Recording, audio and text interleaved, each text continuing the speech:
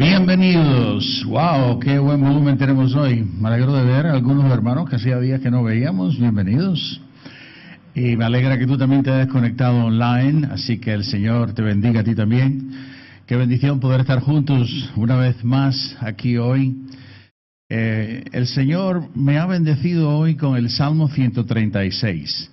Si ustedes recordarán, hay una frase que se repite en cada versículo del Salmo 136. Y esa frase es, porque Él es bueno y para siempre es su misericordia. Y así comienza el Salmo y así termina. Dice, alabad a Jehová porque Él es bueno, porque para siempre es su misericordia. El verso 4 dice, al único que hace grandes maravillas, porque para siempre es su misericordia.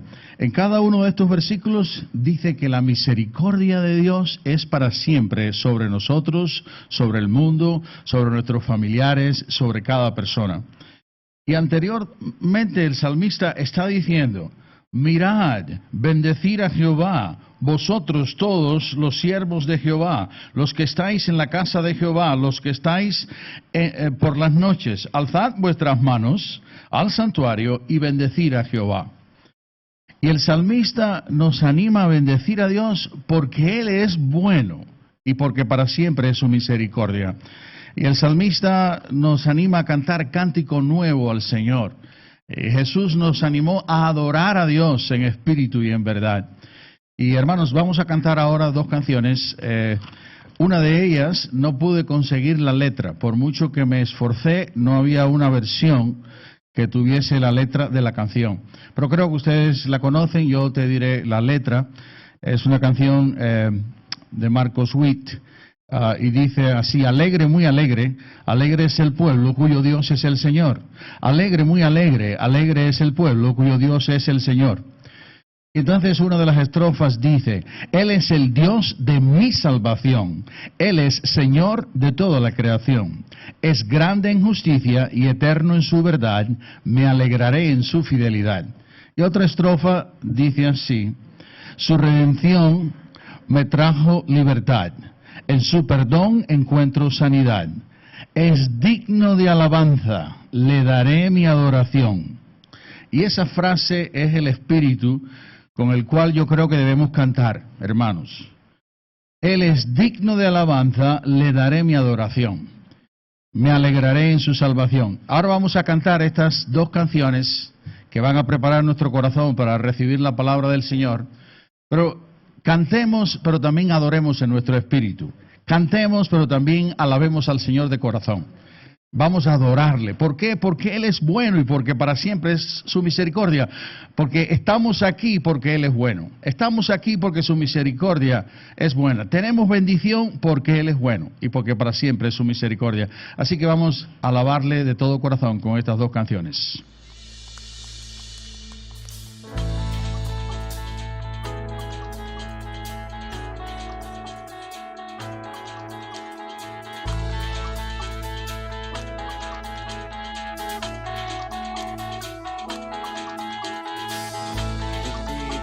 Seas tú en la tierra de plenitud, donde fluya abundancia, yo te bendeciré.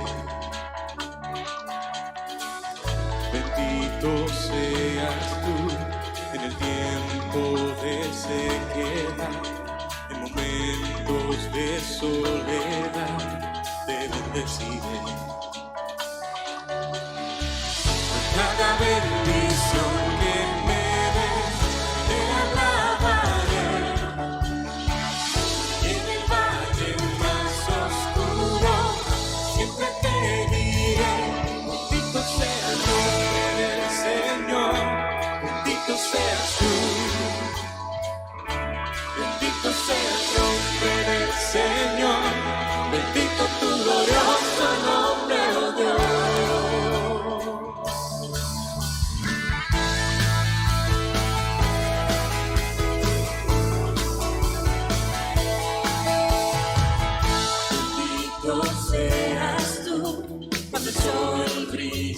Sobre mí, cuando todo me sale bien, te bendeciré.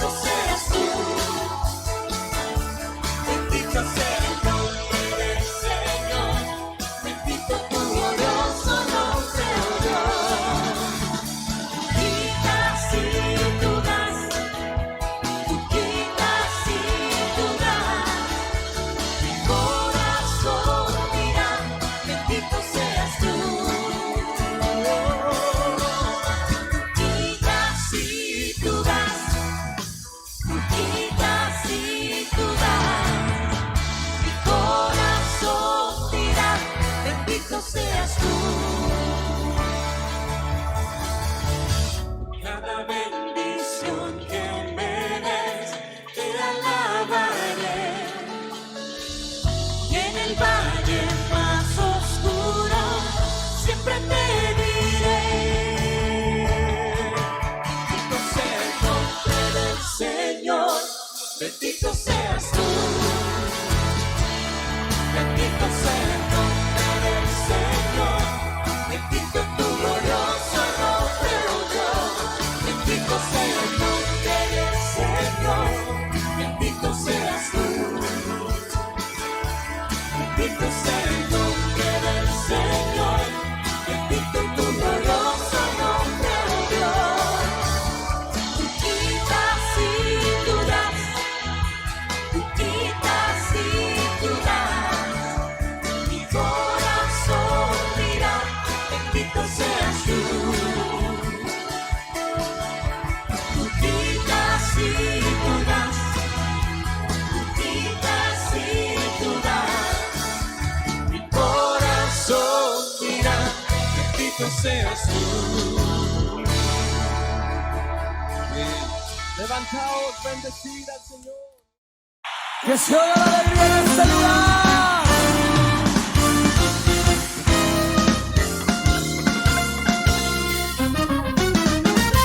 Alegre, muy alegre.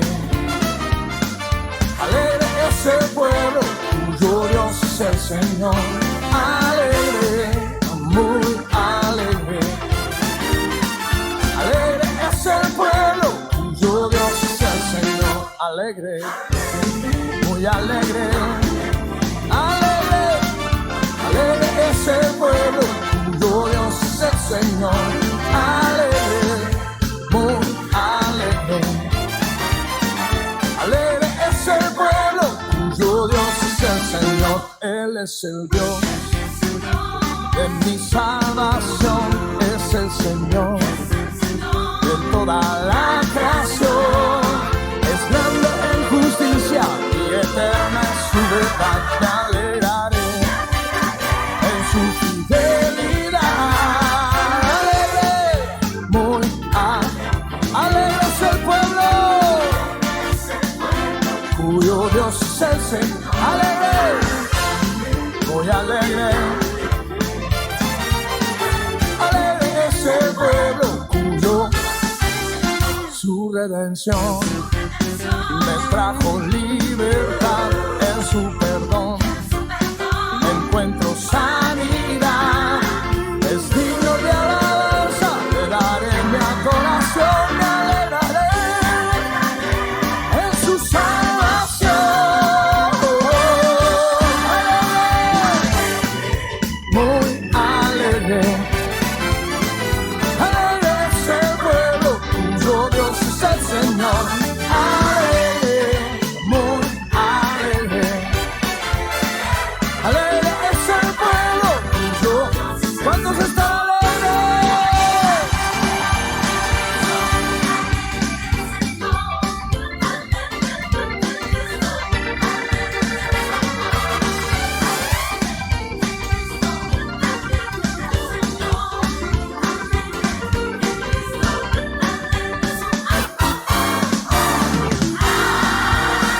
Que se oiga la alegría en Santiago esta noche. Con gritos de alegría.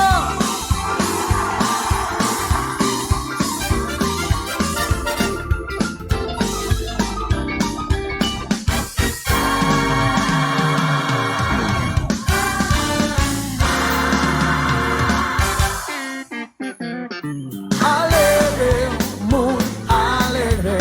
Ayúdanos a cantarlo. Alegre, alegre, muy alegre, alegre. Alegre es el pueblo, cuyo Dios es el Señor. Alegre es el pueblo, cuyo Dios es el Señor. Alegre es el pueblo, cuyo Dios es el Señor.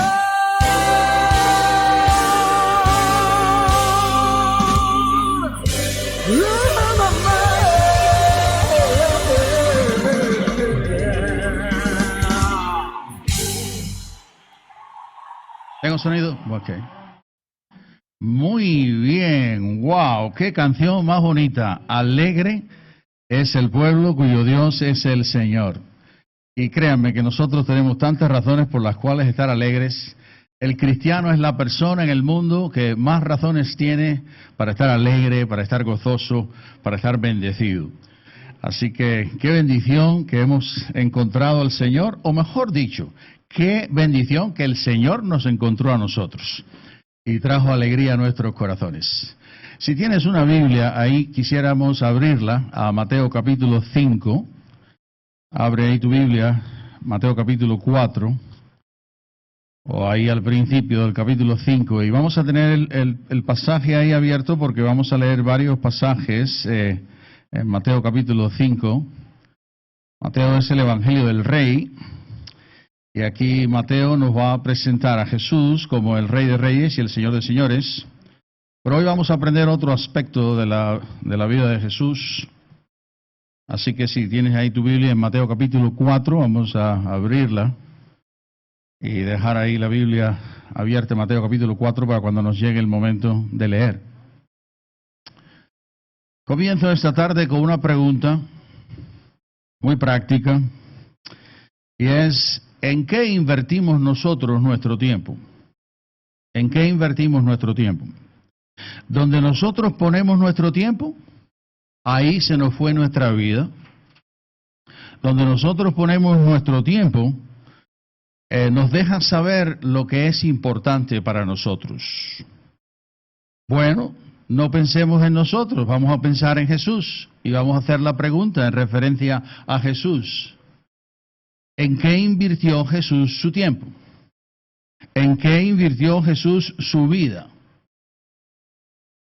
¿Cuál era lo más importante? ¿Cuál era lo más apremiante que tocó el corazón de Jesús y que dijo: yo voy a invertir mi tiempo en esto, yo voy a estar invirtiendo mi vida en esto? Hermanos, en esta serie que nosotros estamos, puestos los ojos en Jesús, el autor y consumador de la fe, cuando ponemos nuestros ojos en Jesús, nosotros vemos que Jesús era un hacedor de discípulos. Un hombre que se dedicó a hacer discípulos, Dawson Trotman, decía: el discípulo no nace, se hace. Porque Dawson Trotman hizo muchos discípulos y él creía en hacer discípulos. Y él creía en entrenar a otros para que otros entrenasen discípulos.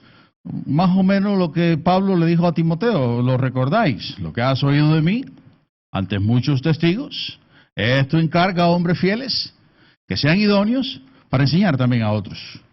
4 generaciones de discípulos.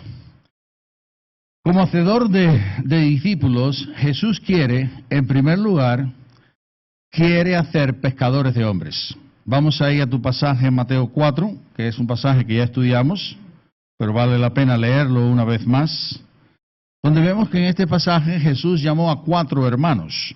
Llamó a 2 hermanos primero, después llamó a otros 2 hermanos. Los 4 hermanos eran pescadores, y a los 4 Jesús le da la idea de convertirse en pescadores de hombres.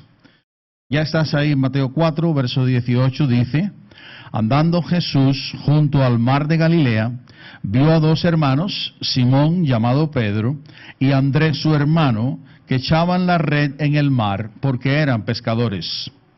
Y les dijo: venid en pos de mí, y os haré pescadores de hombres.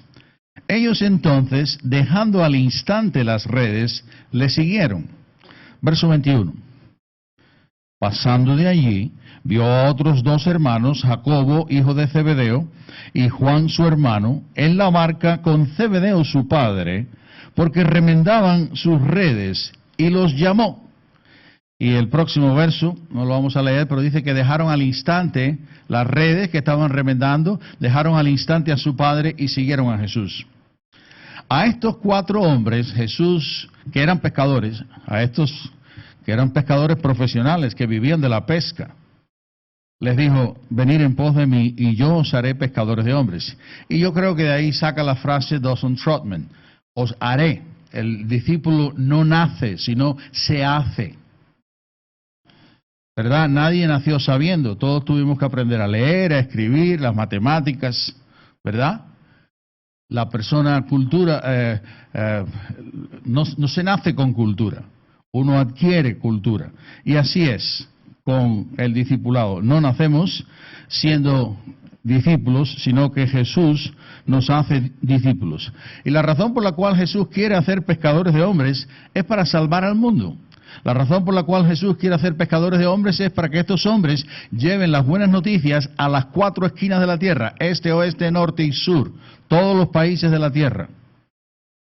Así que como hacedor de discípulos, vemos que Jesús quiere hacer pescadores de hombres. Tuvimos un estudio entero acerca de hacer pescadores de hombres, simplemente lo recordamos ahora, que esa era una de las metas personales de Jesús.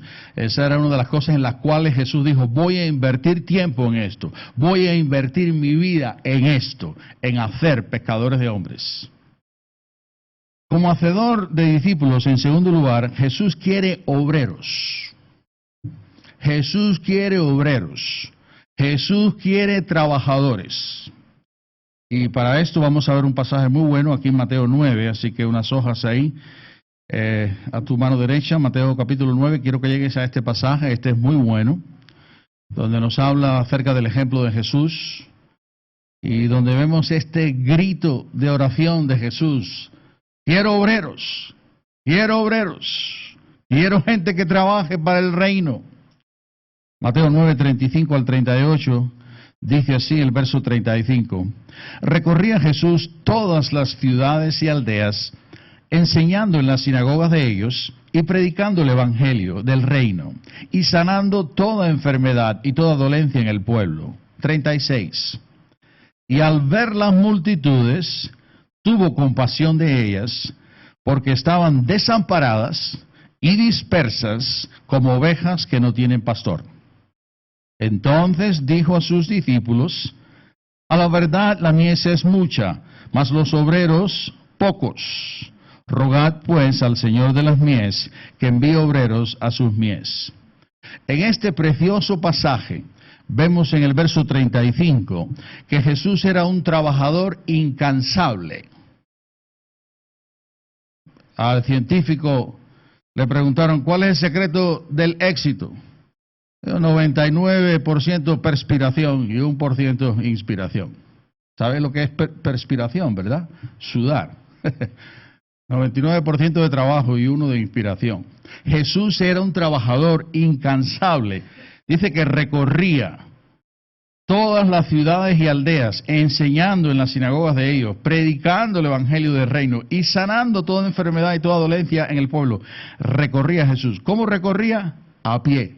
¿Con qué? Con sandalias. Jesús no tenía los sofisticados playeras deportivas que nosotros tenemos, que nos acomodan al pie, que están científicamente diseñadas, que el pie está cómodo. No. Pura sandalia. Y sálvese quien pueda. Así Jesús recorría todo el territorio de Israel. Era un trabajador incansable, sudando. Su cara brillaba de sudor. Se cansaba, tenía sed. Y cuando se camina mucho también hay hambre, hay debilidad. Y dice el verso 36 que Jesús era un hombre de compasión. Dice que al ver las multitudes tuvo compasión de ellas porque estaban desamparadas y dispersas como ovejas que no tienen pastor. Jesús se compadeció de que el mundo está perdido, de que la gente sin Dios está perdida.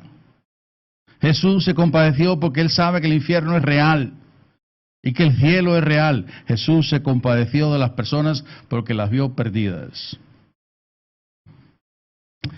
Y en el verso 37, esta compasión, el ver al mundo perdido, llevó a Jesús a decir, a la verdad, la mies es mucha, mas los obreros son pocos. La mies, la palabra mies se usa en referencia al cereal maduro que ya está a punto para ser cosechado. ¿Y qué pasa cuando el cereal está a punto para ser cosechado y no se cosecha? Bueno, después del verano vienen las lluvias y ese grano se va a podrir y la cosecha se va a perder. Lo mismo es este país en el que nosotros vivimos, España, Italia, Francia, son países que tienen mucha vid. Cuando la uva se madura y está madura, hay que recogerla pronto. Si no se recoge pronto, se echa a perder o se convierte en pasas. O si no, los conejos, las ardillas y todas las aves del cielo se van a saciar. Cuando la uva está madura, hay que recoger la cosecha, si no se pierde. Y Jesús dice, a la verdad la mies es mucha, mas los obreros son pocos. ¿Y qué pasa si hay mucha cosecha, si hay mucha mies y hay pocos obreros? La tendencia es que la cosecha se puede perder. Y yo creo que esa es la realidad con las almas. Creo que muchas personas se pierden porque no hay cristianos que están predicando el evangelio como debiesen. Hay cristianos que no estamos presentando el evangelio fielmente y la cosecha de almas se está perdiendo. Las oportunidades de las personas para salvarse se están perdiendo. Yo creo que eso es lo que estaba en el corazón de Jesús. Entonces Mies dijo, a la verdad la mies es mucha, la cosecha es mucha, mas los obreros, los trabajadores, son pocos. Rogad al Señor de las mies que envíe obreros a sus mies. Aquí nosotros vemos que Jesús está impactado por la perdición de las personas. ¿Y cómo ve Jesús la solución para las personas perdidas? ¿Cuál es la solución que Jesús tiene para las almas perdidas? Jesús dice, dadme obreros, dadme trabajadores. Aquí Jesús nos dio a nosotros tenemos cultos de oración y oramos por nuestras peticiones y pedimos peticiones y constantemente estamos orando. Pero yo creo que como iglesia teníamos que orar más por obreros, hermanos. ¿Por qué? Porque ese es un motivo de oración importantísimo que Jesús nos dio. Jesús nos dio pocos motivos de oración, pero este es uno de los que nos dio. Y este es un motivo, debe ser un motivo constante, debe ser un motivo urgente. Debemos estar clamando, debemos estar pidiendo, debemos estar rogando que Dios nos envíe obreros. Aquí en estos 2 puntos vemos que Jesús, como hacedor de discípulos, quería hacer pescadores de hombres y en segundo lugar, Jesús quería obreros y nos mandó a pedir por obreros. En tercer lugar, como hacedor de discípulos, Jesús comisiona a los apóstoles. Y vamos a ver eso en el capítulo 10. Abre ahí tu Biblia, a Mateo 10, donde vemos que Jesús comisiona a los apóstoles. Y vamos a ver qué aprendemos de esto.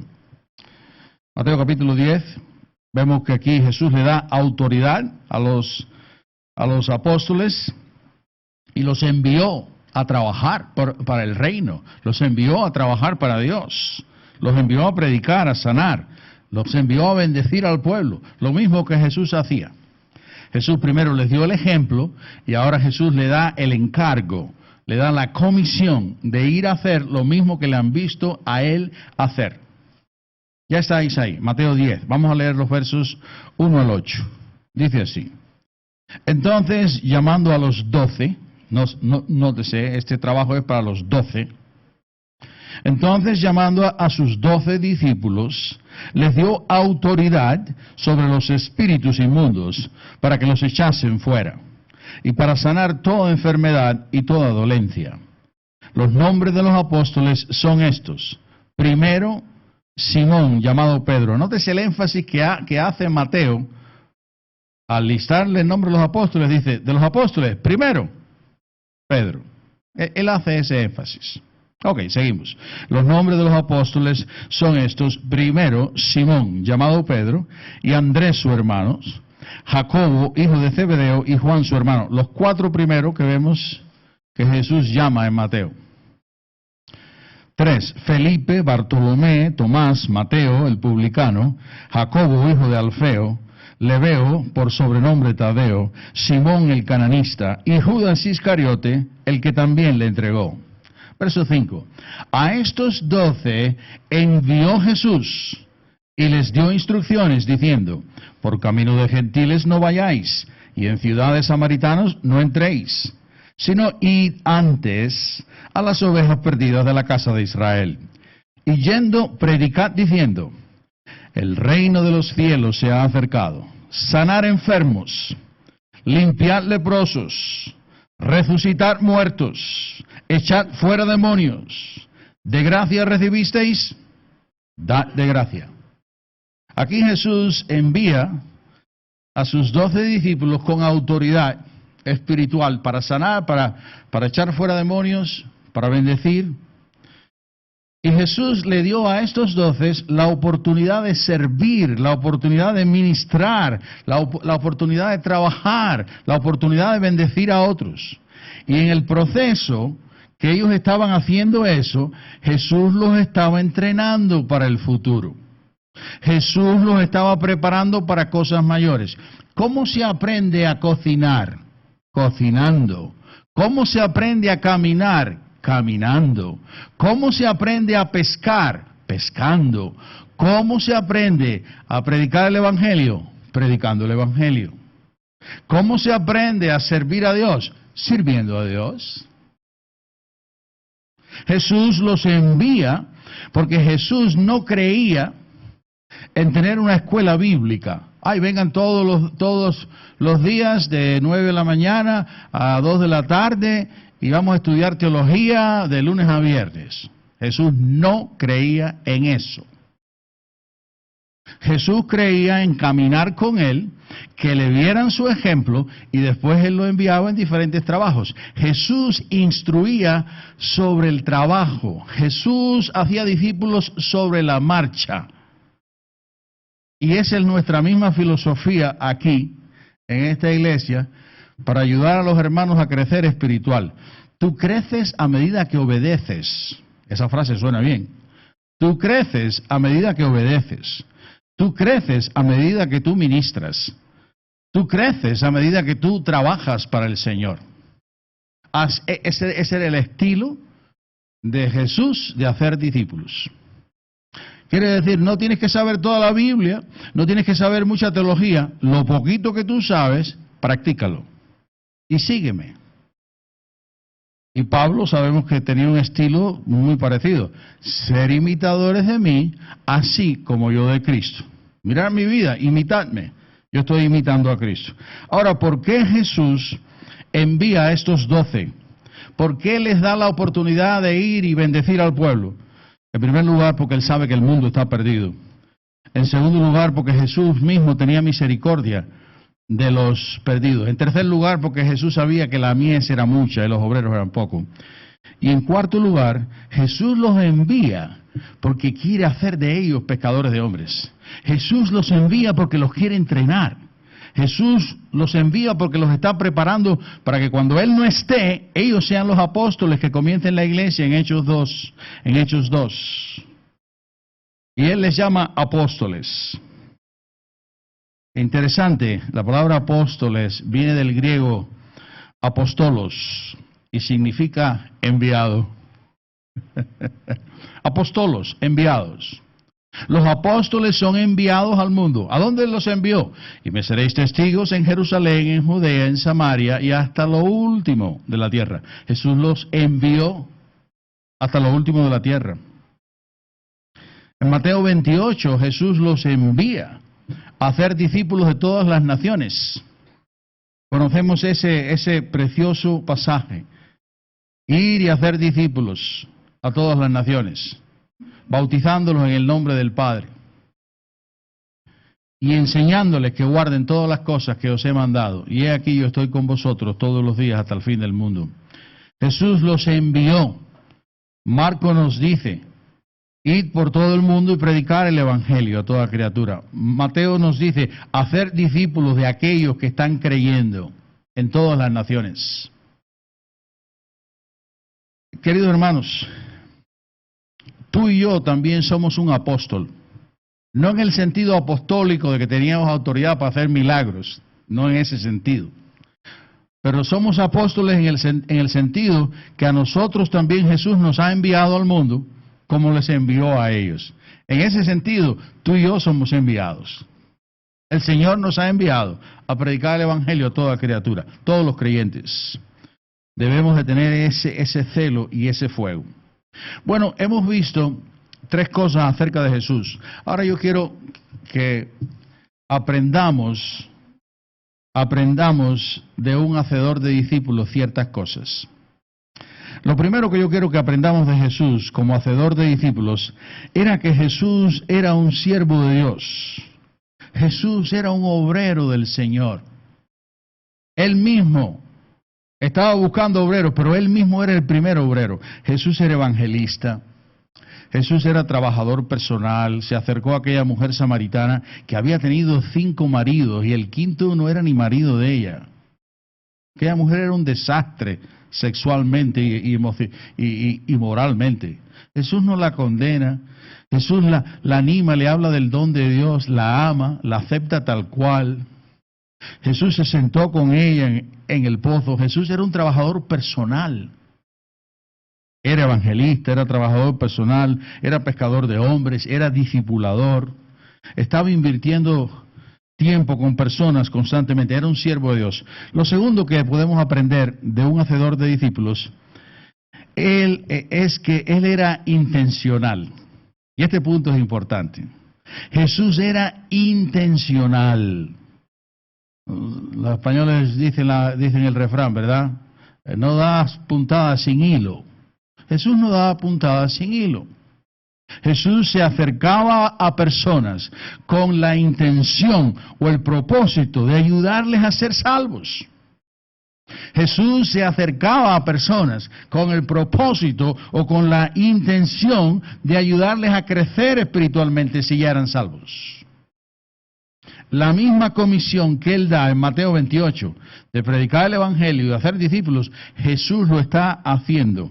Jesús constantemente estaba animando a otros a tener fe en Dios. Constantemente. Y me encanta, en una ocasión, Jesús se da cuenta de lo que la gente está pensando y le dice, ¿y por qué tú te afanas por la comida? ¿Y por qué tú te afanas por el vestido? ¿Por qué tú te afanas por las cosas básicas de la vida? Jesús le dijo, mas buscad primeramente el reino de Dios y todas estas cosas os serán añadidas. ¿Cuál es la solución al afán? ¿Cuál es la solución a la depresión? ¿Cuál es la solución a los afanes por las cosas de esta vida? La comida, la ropa, el piso, el coche, el dinero. ¿Cuál es la solución a esas preocupaciones cotidianas? Jesús lo dijo bien simple. Buscad primeramente el reino de Dios y su justicia y todas estas cosas os serán añadidas.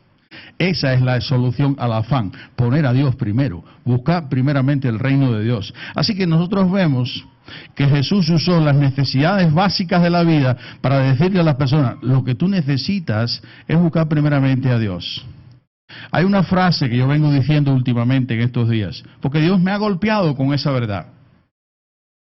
Las personas se preocupan porque están enfermos. Las personas se preocupan porque no tienen trabajo. Las personas se preocupan porque no hay buenas relaciones con algunas personas en la familia.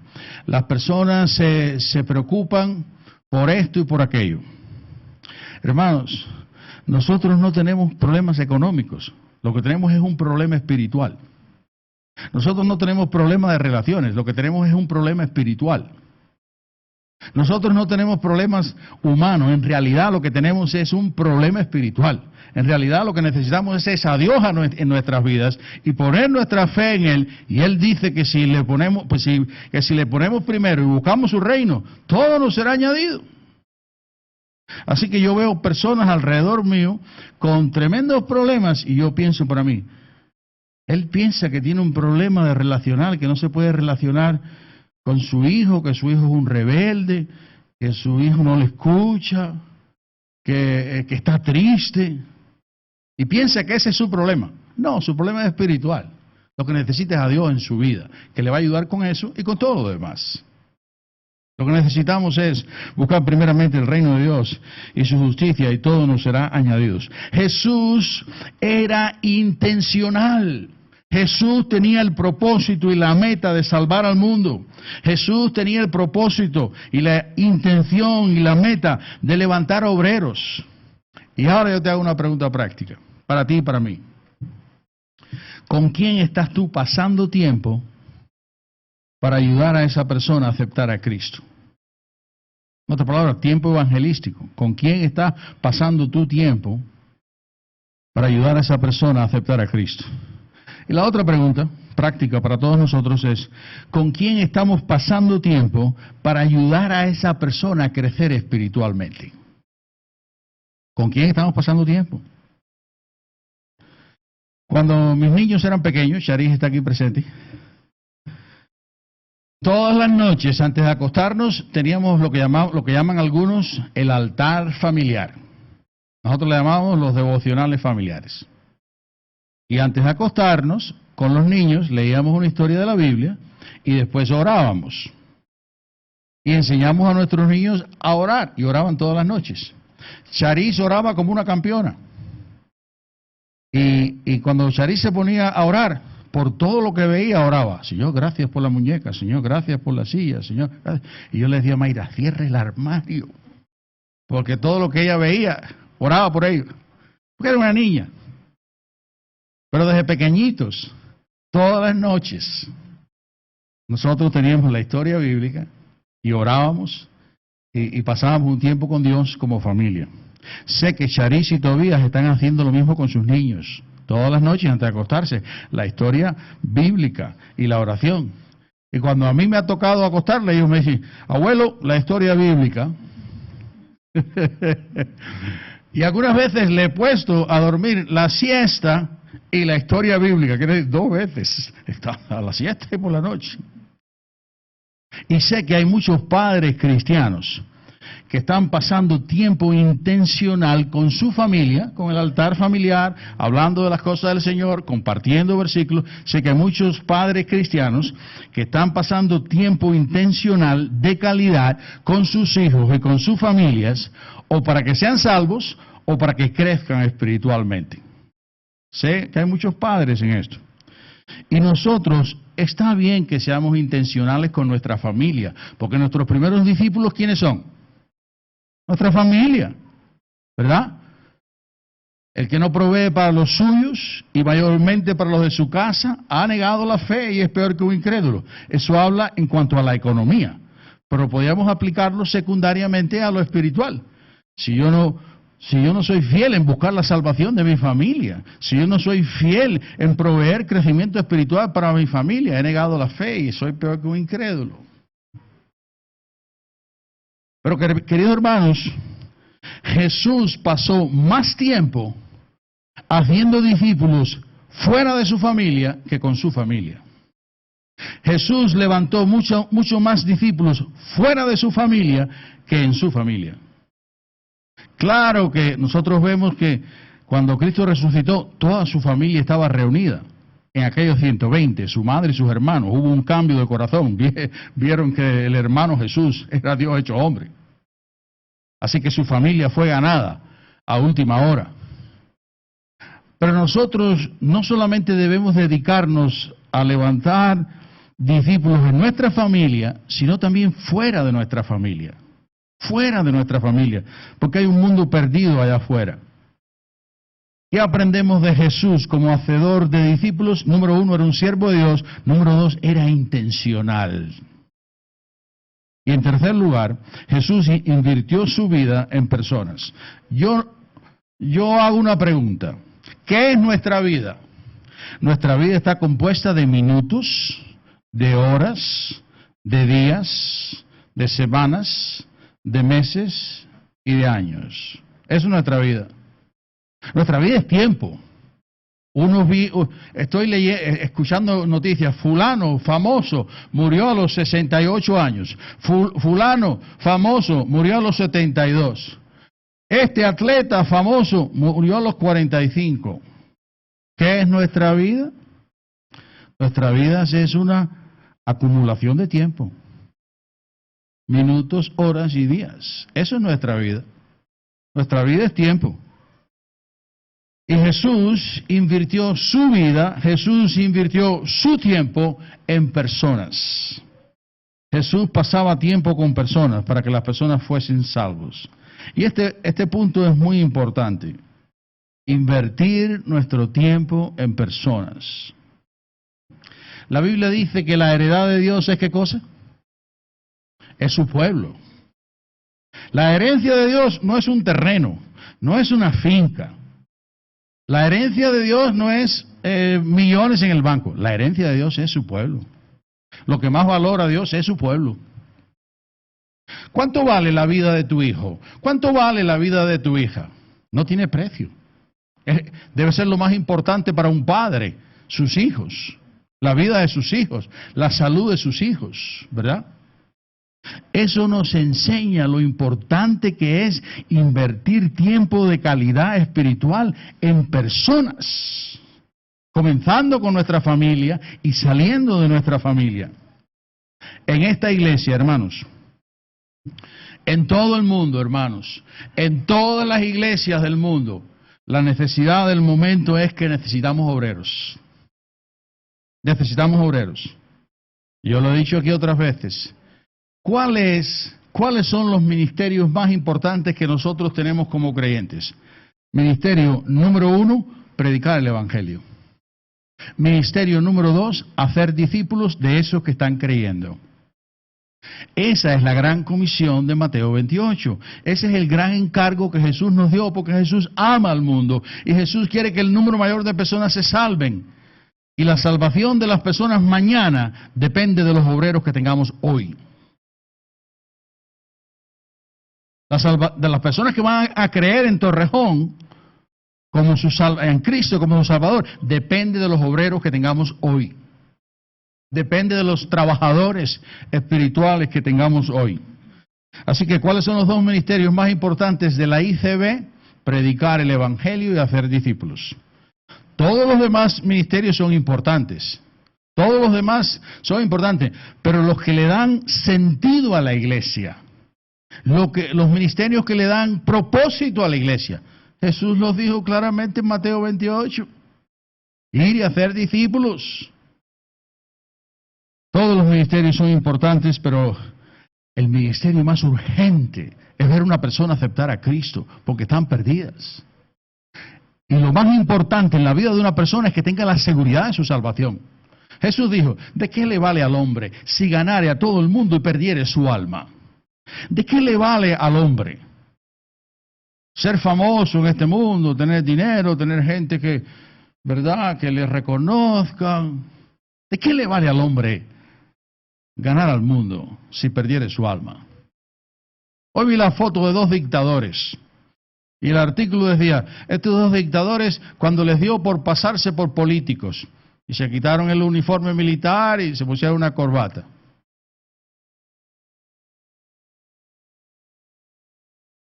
Eran dos dictadores que rechazaron a Dios en su vida, que estaban perdidos. Jesús en Mateo 28 nos da el ministerio urgente de predicar el Evangelio y de hacer discípulos. ¿Y quién es un discípulo? De acuerdo a Jesús, un discípulo es una persona que ha creído en Cristo como su Salvador, número 1. Y número 2, es una persona que se bautiza obedeciendo el mandato de Jesús como testimonio de su fe, porque el bautismo es símbolo de nuestra salvación.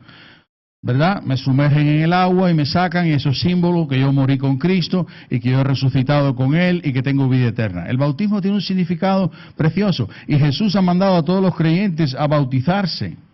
Así que de acuerdo a Jesús en Mateo 28, un discípulo es uno que ha creído en Él como su Salvador. En segundo lugar, ese creyente se bautiza en obediencia a Cristo y como testimonio de su fe. Y en tercer lugar, un discípulo es uno que está guardando todo lo que Jesús ha mandado. De acuerdo a Jesús, eso es lo que es un discípulo de Él. Jesús desea que sus discípulos llenen esos tres requisitos. Ahora, una persona puede aceptar a Cristo y ser creyente y ser salvo e ir al cielo y no necesariamente ser un discípulo. Porque hasta el día de hoy no se ha bautizado o porque no está guardando todo lo que Jesús ha mandado. Así que debemos pasar de creyentes a discípulos que se bautizan y que guardan todo lo que Jesús ha mandado. Y Jesús les dijo, Jesús le dijo a los apóstoles, enseñándoles que guarden todo lo que yo os he mandado. Y una de las cosas que Jesús mandó a los apóstoles es la gran comisión. Y otra lista de cosas. Así que el mundo necesita obreros. Y nosotros vemos que la persona que nos dio la orden, que nos dio el ruego de pedir por obreros, él mismo era un obrero. Toda la iglesia debe pedir por obreros, pero déjame decirte, la persona que más va a pedir intensamente, la persona que más va a pedir con urgencia por obreros, es una persona que él mismo es un obrero. Porque como obrero, él se da cuenta de las palabras de Jesús, la mies es mucha y los obreros son pocos. La cosecha de almas es mucha, pero los obreros que están tratando de salvar esas almas son pocos. Hermanos, seamos obreros para Cristo. Estamos de paso en esta vida. Eso es una prioridad para Jesús. Debe ser una prioridad para nosotros. Hermanos, seamos obreros. Roguemos por obreros. Cuando ponemos los ojos en Jesús, vemos que Él era un hacedor de discípulos. Y nosotros debemos de ser también hacedores de discípulos. ¿Por qué estamos tú y yo aquí?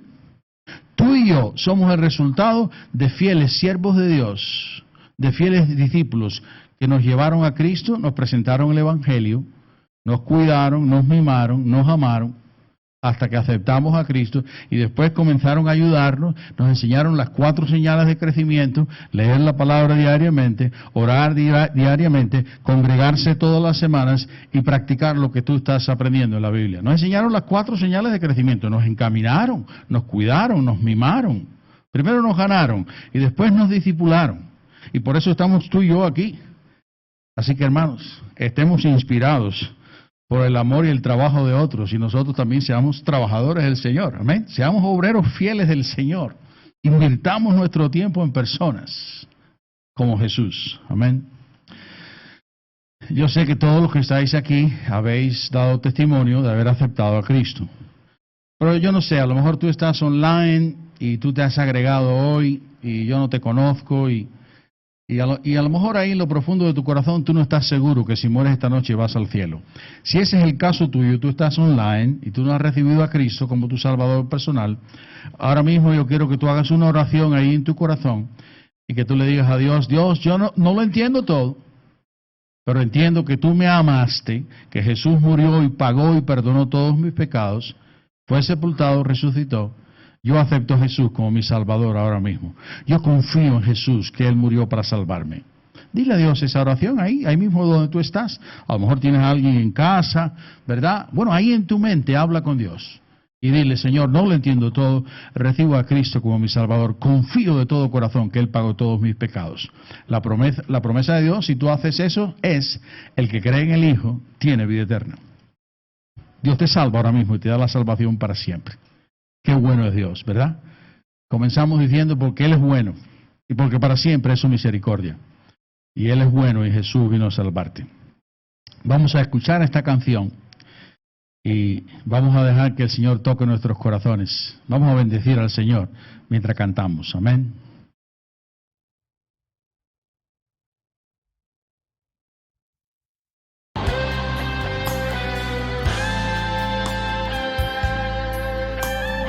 Vamos a cantar juntos. Este coro es muy sencillo. Me va a ayudar usted a cantarlo.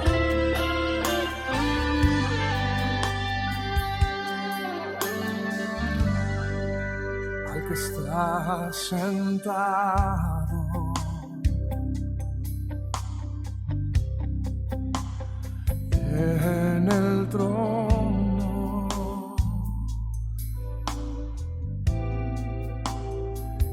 al Cordero sea el honor,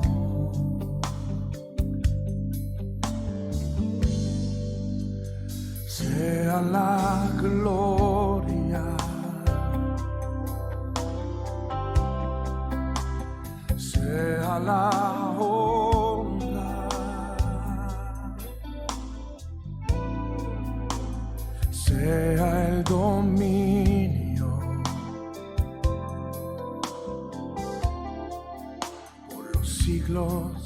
de los siglos. Levante sus manos al cielo y diga: poderoso Dios,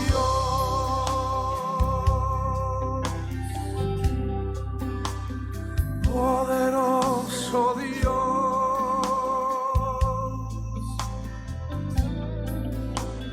poderoso Dios. Mi alma clama por ti. Al que está sentado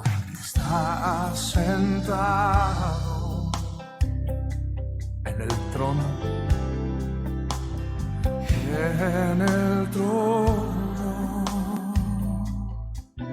al Cordero y al Cordero.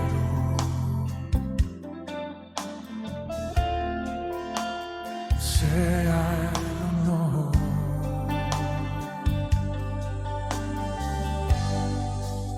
sea la gloria, sea la honra. Dígalo fuerte. Sea el dominio por los siglos de los siglos.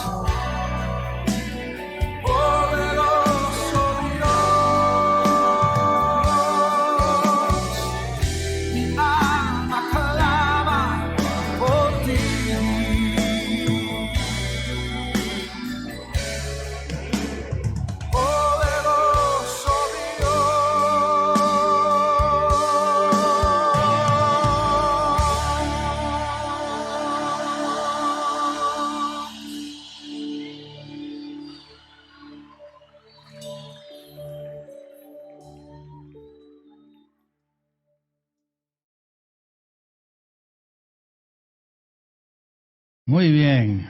Esta canción, Poderoso Dios, me recuerda el versículo que leímos al principio. Dice que el Señor es el único que hace maravillas, el único que hace grandes maravillas, porque Él es bueno y para siempre es su misericordia. Y el Todopoderoso Dios está con nosotros, amén. El Todopoderoso Dios no nos abandona. El Todopoderoso Dios es misericordioso con nosotros. Amén. ¿Tienes tú alguna acción de gracias hoy? Yo tengo algunas. Y yo creo que todos tenemos muchas acciones de gracias. Bienvenido al día de hoy. Quiero hacer varios anuncios y despedir a los hermanos que están online. Gracias por conectarte y gracias a ti que estás aquí hoy presencialmente. Que el Señor te bendiga. A continuación vamos a tener la Cena del Señor, lo cual hacemos el primer domingo de mes. Mañana van a comenzar las reformas en el exterior del edificio. Yo voy a estar aquí a las 8 de la mañana con los obreros y oremos que hallemos gracia delante de ellos y que nos hagan un buen trabajo, que el edificio quede bueno. Si usted da una vuelta alrededor del edificio, va a haber una tremenda ranura ahí al lado de esa columna, por fuera, y va a ver que el enfoscado y la vieja pintura se está cayendo a cachos, como se dice en este país, se está cayendo a cachos alrededor. Así que queremos arreglar eso. Os había prometido almendras y muchos de vosotros dicen, yo quiero almendras, yo quiero almendras, yo quiero almendras.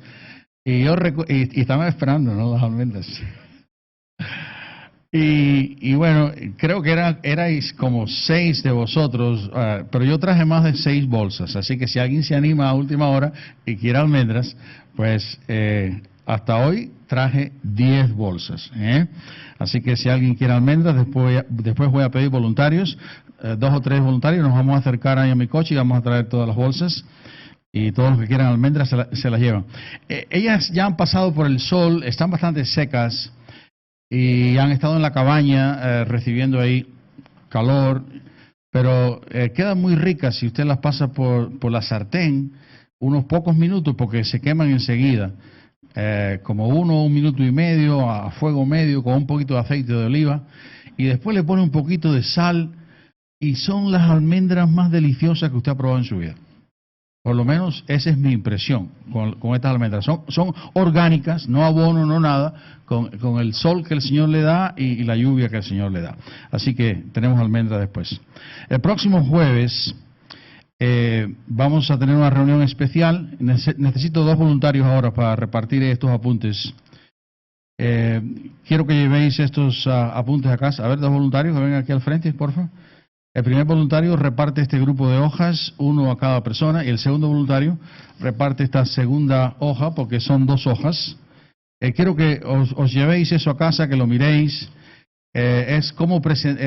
Son los apuntes de lo que hemos estudiado acerca de cómo presentar el Evangelio. Os lo envié por WhatsApp, lo tenéis ahí, y también ahora lo tenéis escrito, que lo podéis ver. Y yo quería animar a todos que lleven estos apuntes a casas, que lo miréis, que lo estudiéis, y os doy un reto para el próximo jueves. Y eso es que nos aprendamos las 3 malas noticias y las 3 buenas noticias, y que nos aprendamos de memoria el primer versículo que va con cada punto. Por ejemplo, el primer punto es, todos somos pecadores. Ahí nos memorizamos Romanos 3:23, por cuanto todos pecaron y están destituidos de la gloria de Dios. Y así con el segundo punto, te aprendes segunda mala noticia y el versículo que va con ellos. Así que vamos a hacer eso para este jueves. Vamos a estudiarlo y a prepararlo. La semana pasada tuvimos aquí en plataforma la predicación del Evangelio. Yo le prediqué el Evangelio al incrédulo Nico, le presenté las 3 malas noticias, las 3 buenas noticias, y él después oró para recibir a Cristo como su Salvador. Hicimos muy buen teatro, muy buena práctica aquí, y varios hermanos me dijeron, Alex, qué bueno estuvo eso, qué buena idea eso de practicar, cómo predicar el Evangelio, eso estuvo fantástico. Varios hermanos les pareció buenísima idea. Y bueno, la semana pasada yo repetí una frase, la recuerdan, ¿verdad? Practice makes perfect. La práctica perfecciona. Recordar que repetí esa frase, la práctica perfecciona. Pues este jueves vamos a practicar el plan de salvación, nos vamos a predicar unos a otros en parejas de 2, así que quiero animar a todos a que se aprendan el plan de salvación, 3 malas noticias, 3 buenas noticias, y este jueves vamos a predicarnos 5 minutos cada uno, más o menos, y Dios mediante nos vemos el jueves y el próximo domingo. Próximo jueves estamos aquí a las 7:30, el domingo a las 7. Quería animar a todos que lleguemos a tiempo a las reuniones. Yo creo, yo planeo llegar a este lugar a las 6:15. Yo sé que la reunión comienza a las 7, pero yo llego a las 6:15. ¿Verdad? Y yo quería animar a todos a que planeen llegar, si la reunión es a las 7, planear llegar a las 7:10. 7:15. Saludas a los hermanos, coges tu botellita de agua fresca, te preparas. Yo sé que hay iglesias, que hay hermanos que llegan temprano y están orando antes que comience la reunión. Porque si tú no llegas a tiempo, estamos teniendo pocas alabanzas, las pocas cosas que se están diciendo y las alabanzas te las vas a perder. Y eso es importante para preparar nuestro corazón para la palabra. Así que quería animar a todos a que lleguemos a tiempo. Bueno, muchas bendiciones a vosotros que estáis online, muchas bendiciones para vosotros. Nos vemos el próximo jueves, 7:30, próximo domingo a las 7. Muchas bendiciones. Bendiciones.